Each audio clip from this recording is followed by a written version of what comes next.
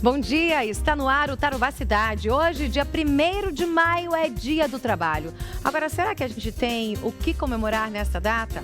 Sobe para 102 os casos confirmados de coronavírus em Londrina.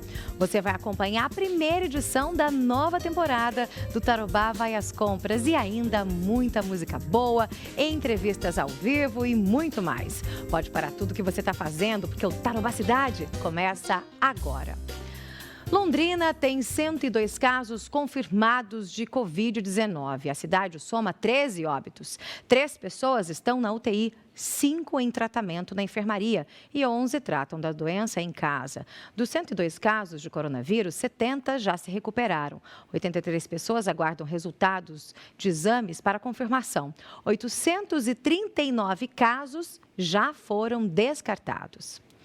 A gente sempre reforça aqui a importância de se lavar as mãos, de desinfetar superfícies e roupas para evitar a disseminação e contágio do novo coronavírus. Mas e o cabelo?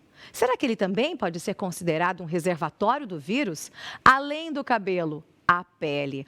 Para entender a relação da pele e a Covid-19, nós convidamos o médico dermatologista, membro da Sociedade Brasileira de Dermatologia, Dr. Rafael Garani, que vai falar um pouquinho sobre o assunto. Dr. Rafael, bom dia. Afinal de contas, não basta apenas só lavar as mãos, né?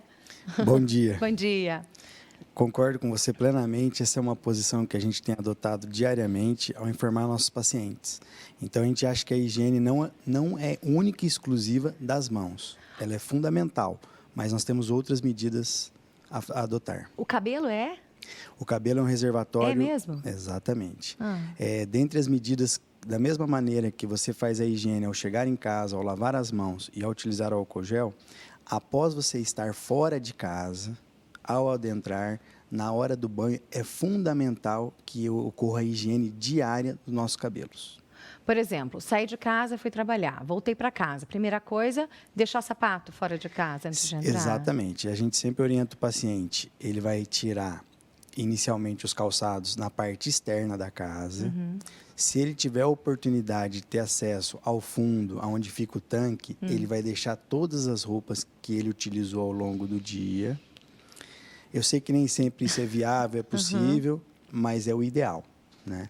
E a partir daí ele vai adentrar a casa dele... Tomar banho. Direto para o banho, para lavar as mãos, lavar o couro cabeludo e fazer a higiene habitual que nós temos. Se você tiver alguma dúvida, você pode mandar aqui para mim. 3315-1313, 3315-1313. Esse é o nosso número do WhatsApp. Ou você pode também participar fazendo sua pergunta via Facebook. Manda lá para mim, a gente quer saber.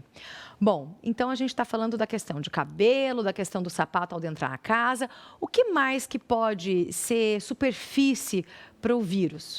Então, a gente orienta que quando saímos de casa para trabalhar, o ideal é que tanto homens quanto mulheres evitem o uso dos adornos. Então, anel, aliança, pulseira, corrente, brinco, Nossa, justo tiara. hoje que eu vim com o maior brinco da vida que eu tenho. Exatamente. Ou seja, maior espaço para proliferação aqui, ó. Exatamente. O certo é a gente não usar nada. O certo é a gente, nesse período de pandemia, tá?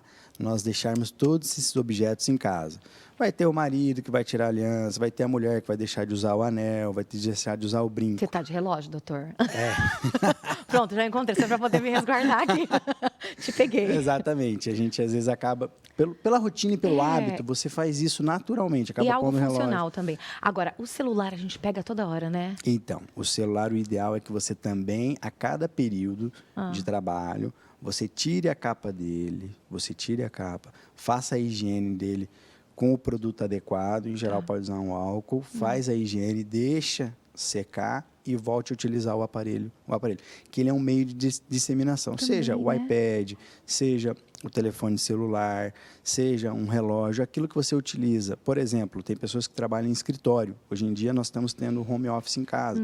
Às vezes a pessoa sai de casa, ela volta, então tem o mousepad, o mouse, o próprio teclado do próprio computador, teclado, né? Exatamente. Então são coisas que nós não nos atentamos e ali é um meio de disseminação. Né? A gente nem para de pensar nisso. Porque realmente, quando você chega na sua casa, hoje boa parte da população mora em prédios, né? Então, o ideal é que tenha na porta do elevador um álcool gel e que você utilize um objeto qualquer para apertar o botão do elevador. Não apertar com o dedo. O ideal, não.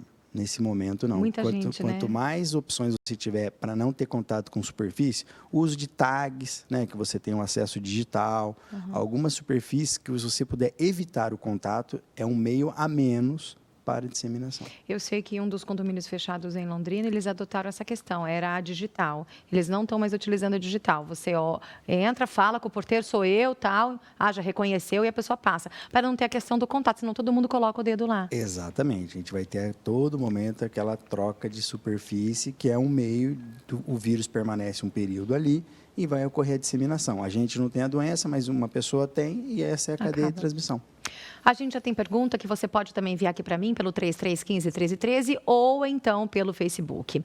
A Lara Ivaz da Gleba Palhão está perguntando o seguinte: passar o secador quente no cabelo na hora que chega em casa, resolve na prevenção? Com certeza não. Não? Ele não vai ter essa ação, né? Porque além de fazer o uso do secador, ele não vai garantir a higiene adequada e ele é um causador de dano ao nosso fio, né? O fio pode ter um dano pelo próprio secador, a temperatura, você danificar o nosso folículo do couro cabeludo. Quando a gente fala da sua especialidade de dermatologia, a gente fala também da questão do couro cabeludo, né?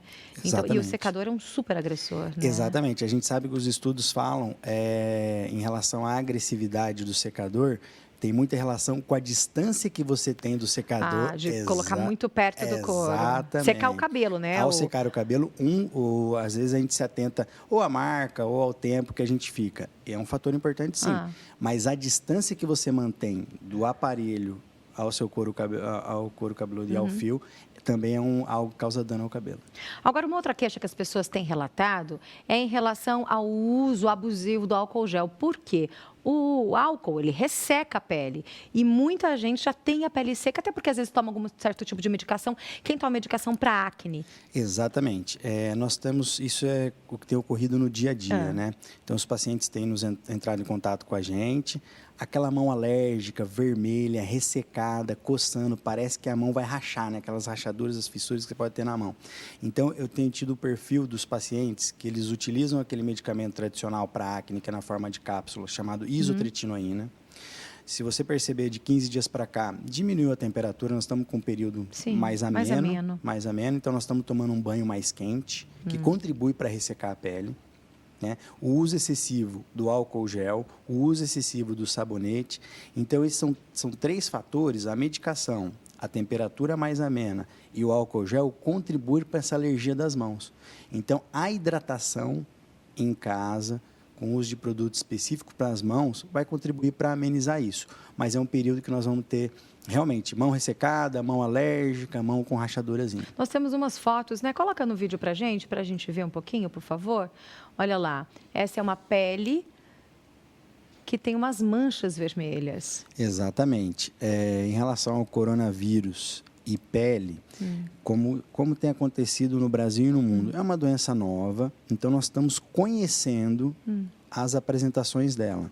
Então, ela lembra em alguns momentos, algumas apresentações de vermelhão na pele, aí você está vendo algumas vesículas, que são bolhas pequenas na pele. Então, ela tem uma variedade de apresentação. Mas se você for portador do corona, você pode apresentar isso?